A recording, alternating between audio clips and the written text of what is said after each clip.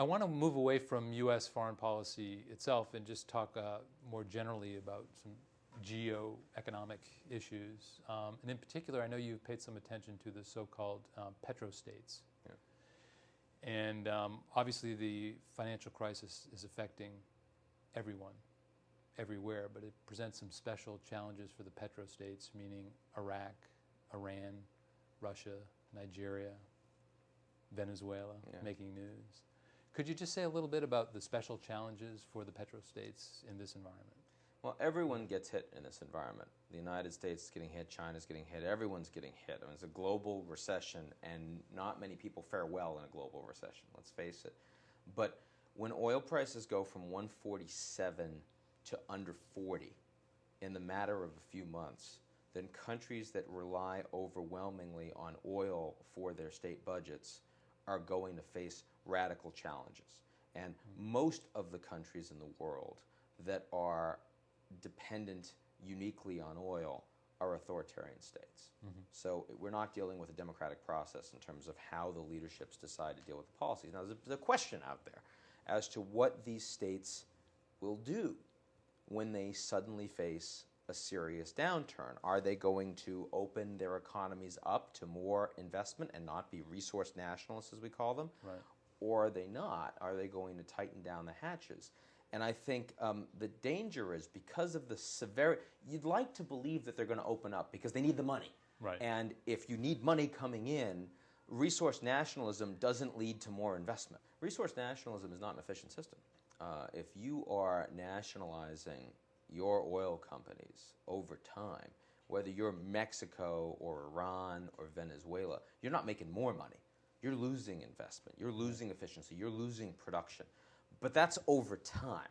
And in the short term, you're not going to see the benefit from suddenly opening up your country to broad investment and creating more transparency. And so this is a problem because if you're the leader of a petro-state and you're facing a sudden collapse in oil prices and global demand, then you have to respond now.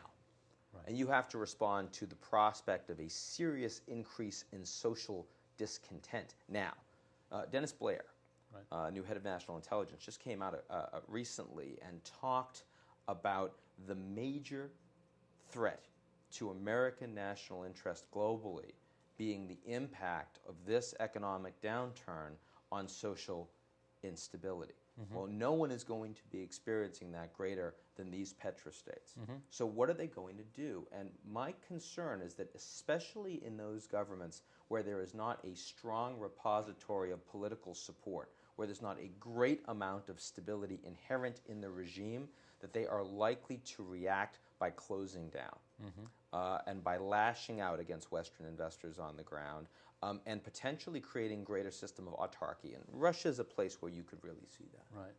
I noticed when you were commenting on this, though, you treated the Gulf states differently, and I'm thinking specifically of Saudi Arabia. And do you think of them as a different group? I do.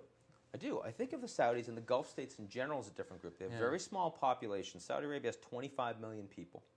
And a country like Kuwait has about 3 million. Right. They have a lot of oil compared to the number of people. The lifting cost of oil out of the ground is very low compared to a country like Venezuela that runs a deficit when oil goes under $85 a barrel. A deficit when oil goes under $85. Because it's so hard to get. Because it's hard to get and because they're so inefficient. Yeah. And if you look at all of that together, plus pretty strong and popular local regimes that have been spending lots of money on patronage and infrastructure, and they're both related, over the course of the last decades, they've got a fair amount of stability built up. So I think their ability to look at the long term allows them to respond to this downturn in a more efficient way. Where if you're a country like Venezuela or Iran or Russia or Nigeria, you can't. And I think that really creates a difference in how we think about which of these states will become threats, both for American national security and also for the investors. So the threat from our point of view, from an American point of view or a Western point of view, is more in some ways political instability than it is access at a reasonable price. I think it's mostly political instability because a lot of that access is already gone. I mean, let's face it, ExxonMobil today is not an exploration and production company primarily, but they already can't compete for many of these new oil reserves that are out there, in part because they're too expensive, because governments are bidding it up beyond what the market would demand, and in part because local governments won't allow private access. So it's not for them as much a question of access as it is one of political instability and potential conflict. Right. I mean, you do have, to the extent that you have some of these petro-states saying they're going to close down, they will use nationalism to create more support for their own regime, and that will have negative effects on their neighbors and negative effects in their views of the West.